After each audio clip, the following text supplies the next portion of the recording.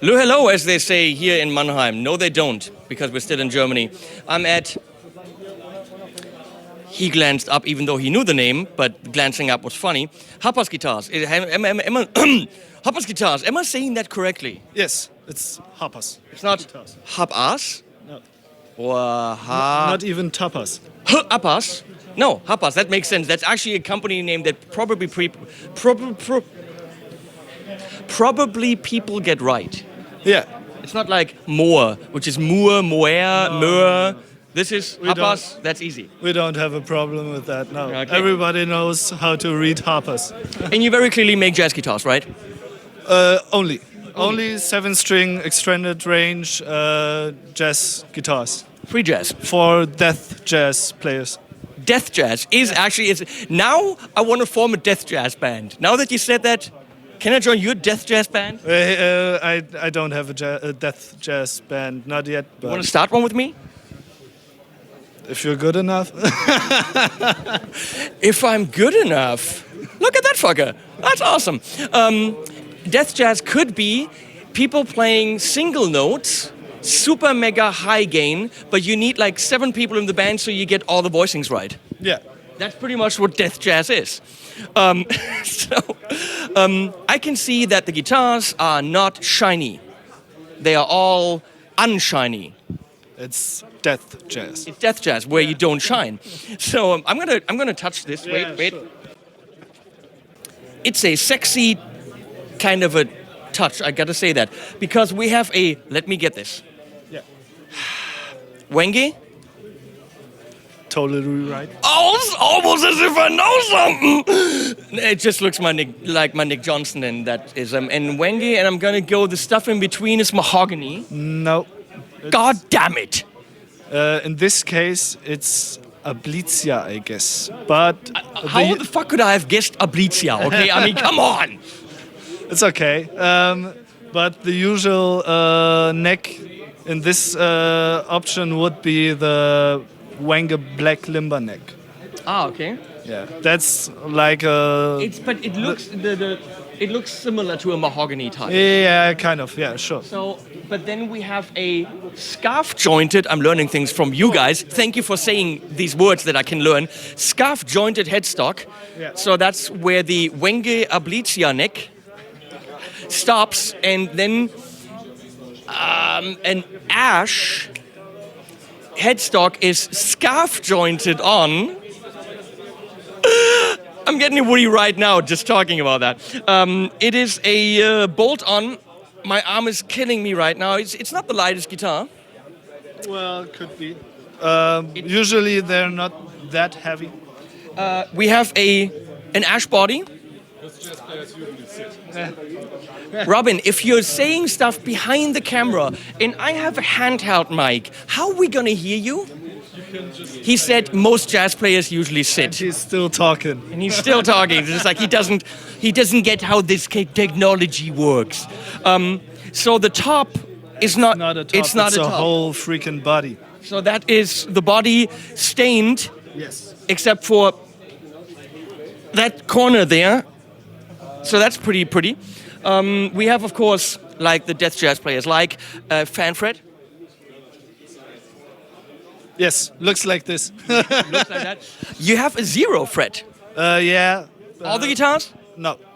When do you use a 0 fret and why? Haha. We tried it because we liked the idea, but in the production process, it just didn't fit our kind of style of production. So these are we have 3 guitars, I think, with 0 frets. And it's prototypes and they won't be produced in the near future. So these are a lot cheaper then. Get them while those 3 last. They are all cheaper. Because... No, I can't. I want to, but I can't. Hip shot locking tuners. Yes. Because all guitars should have locking tuners, and that's... Right? Definitely. All guitars should have working locking tuners. And especially more modern ones. Hip shot is really making good stuff. Yep. I was never disappointed, and all our hardware is hip shot hardware. And I was going to say that there's a hip shot fan fret bridge. Yes. Usually you have individual Seitenreiter, as we say in German. Saddles. Thank you. Yeah. Saddle riders. But this is a hip-shot fan fret bridge. Is that a new thing from hip-shot? The thing is, I don't know why, but they don't have it listed. They have it just listed maybe in their minds as custom stuff, and we order it since 3 years, and we love it because I always prefer fixed bridge. It's easier to install for you. Instead of installing 7 individual saddles, you install one and then you set them up. I mean, it makes total sense. But I don't know why they don't list it. Maybe it's just for luthiers or something like this. Possible. I'm sorry to tell you, but you did forget a pickup on this. Yeah, it's actually, the thing is that jazz pickups are always on the neck position, and DeathJazz, like the Southern Cross, is always on the bridge position. Ah, that's a typical DeathJazz pickup positioning choice. I get it. Things I learn at Guitar Summit with Hapas guitars. So if I want to play DeathJazz on a beautifully forest green Soylent Green. Soylent Green. Oh, wow. Ever seen the movie? Yeah, I know. It's people. Okay. Hapas guitars is people. Yeah. Death people. So how much does the modern DeathJazz player cost? I think this one starts at something like 1,899, and this model would be, I have to look it up, but I guess 2,099 euros, including case and free shipping, worldwide. Worldwide. All made by this guy and me. 2,100 for a Soylent Green DeathJazz guitar with case, shipping worldwide, made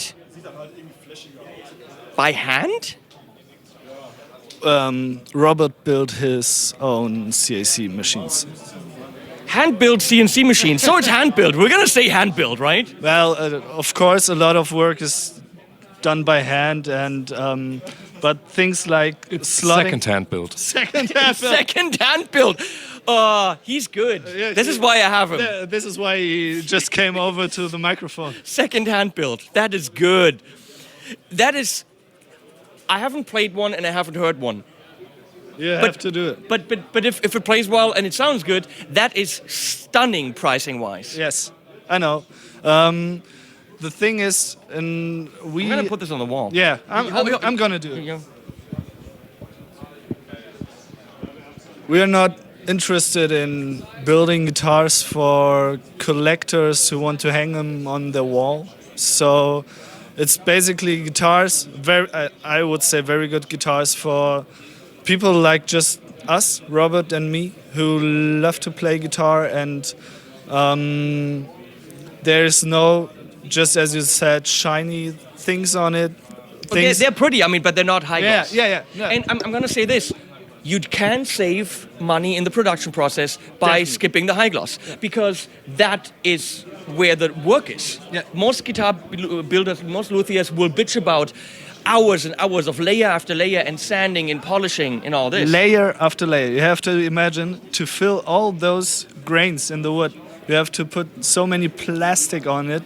Sometimes 20 hours of work just to do the high polish, which I have no problem at all with a guitar that just feels like it's wood and it looks beautiful.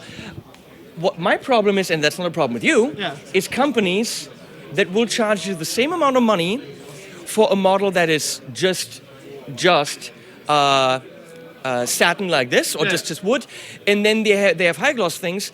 I'm going to say it. I'm sorry, Daniel. I'm sorry. I'm going to say it. But Ibanez does that. Okay, Ibanez has guitars like this, and they're exactly the same money as the ones that are high polish. They don't have guitars like this. No, we're talking about the... Look at this guy. He's good. Gotta be honest. They should hire you as a sales guy. So my point is, there is a huge difference in production cost, but it's not reflected in the pricing of the guitars, and I think it should. Yeah, me too. But on the other side, I think you shouldn't spend 20 hours in stuff that looks good and sounds bad. Because if you look at the resonation of a body, and if you imagine taking 1 millimeter coat of plastic sticking on the body, I just can't describe how this would change the sound in a better way. So Hapas is with an apostrophe. Philosophy is resonance-wise, that's better. Also, it's a shit ton more work, and we don't want to do it. And it would clearly drive the pricing of these guitars, probably up by maybe $400 or $500. I guess, but we don't do it. So you don't get these polished and painted. You get them the way they are, and that's a philosophy that I think is pretty cool. This is, of course, red. It's actually Darth Maul red.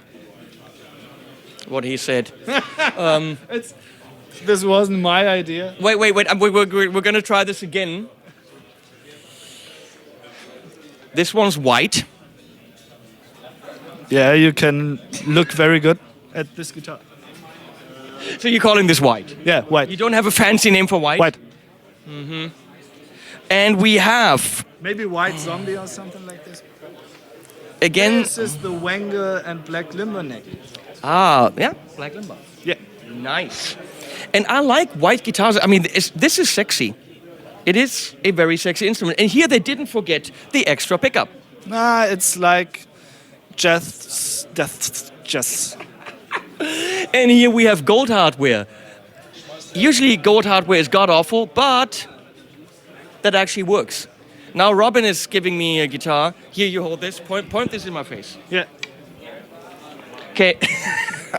I like you. Me too. I mean, I like myself. We have the Darius in here. Are those NYXLs?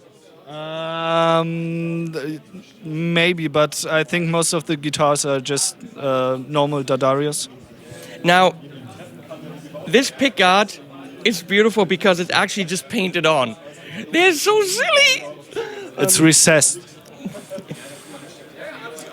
This is maple, recessed in the body of ash. Now I see. That was quite a bit of work. It's work. You were bitching when you had to do that, huh? It's work, and it looks very beautiful. You know, it would look so much more beautiful if it had another pickup right here. Wouldn't.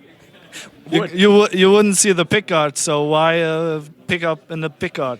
But imagine if it had a red pickup. Please comment whether this is perfect the way it is, or a red pickup in this recessed maple pickguard. Someone please try to say that really fast. A red pickup in the recessed maple pickguard. Because that's really difficult to say. This is gorgeous. Mahogany neck with black stripes. It's Paduk. This is the color of the wood with ebony stripes. What he said. There's nothing painted here. It's just nature. And ash headstock again with the same hip-shot tuners. I see that a lot of the guitars have 7 strings, so you are an enthusiast of the heavier genres. Yes, like the genre we talk about the whole interview. Yes. Yeah, so that's why if you had a, you would have to find a pickup that's exactly that red. That would be sexy. Work on that. Just saying. How much is this? Okay.